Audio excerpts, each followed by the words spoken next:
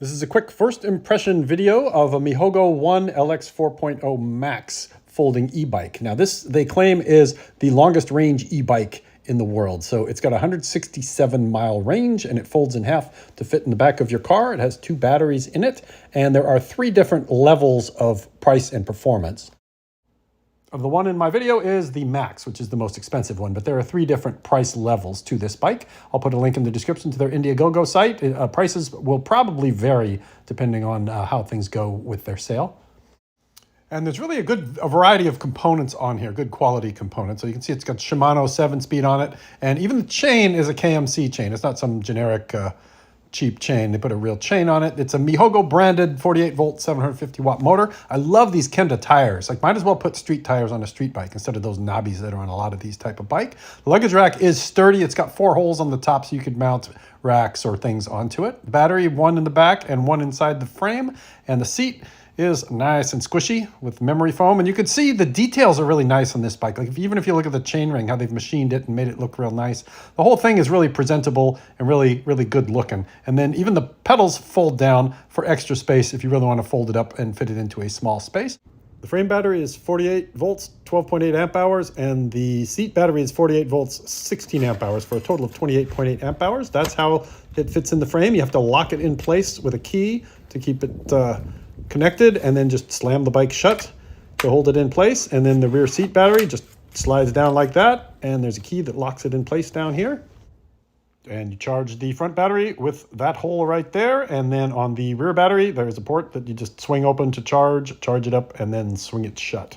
There's a super bright LED headlight in the front and a super bright tail light / brake light in the back. This is what they look like in the dark.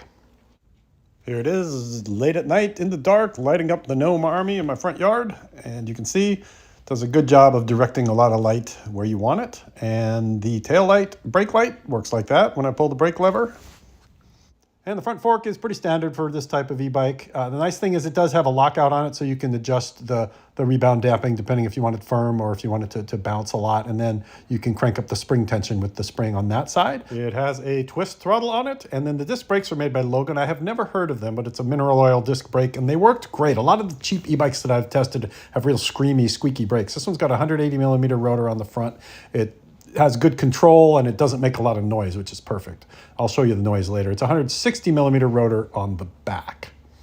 And just in case I forgot anything, this is a list of things that Mihogo says are important about it. The waterproof rating, the Panasonic cells, the 167 mile range, dual arm torque sensors, and the lightweight magnesium alloy frame.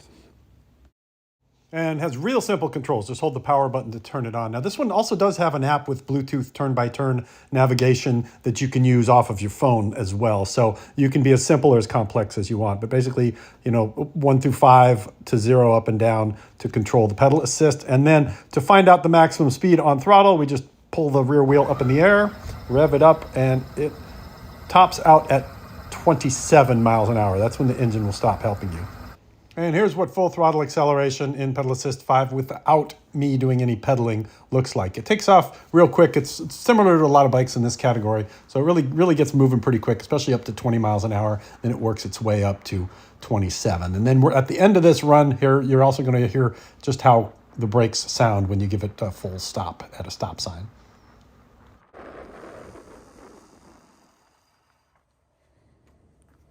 And the bike I'm reviewing, the highest end model of the Mihogo 1, has dual torque sensors for measuring pedal assist. So it helps you as much as you're pedaling. So it's way different than the ones where if you move the pedals at all, you get full throttle. This one works with the power that you're putting into it to give you the perfect amount of assist based on the level you choose.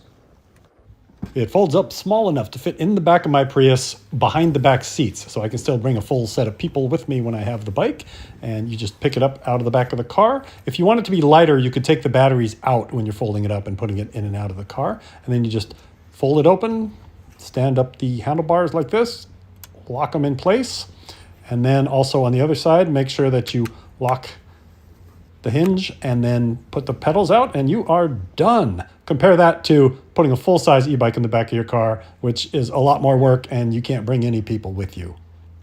Here's what it looks like next to a regular moped-style e-bike. So you can see when it's unfolded, it's just as big as the big boy bikes. The seat is adjustable, the seat height, so you can adjust it whether you're tall or short to fit your needs. It is 82 pounds, so it's a little bit lighter than your standard moped-style e-bike because it has that magnesium alloy frame. So is this bike right for you? I don't know. That's a question for you to answer for yourself. I'll do a long-term review with a distance test as well, but I'm not going to ride 167 miles in the near future, so that's going to take me a little while. But hope you like it. Comment, like, subscribe. Go visit their website to learn more.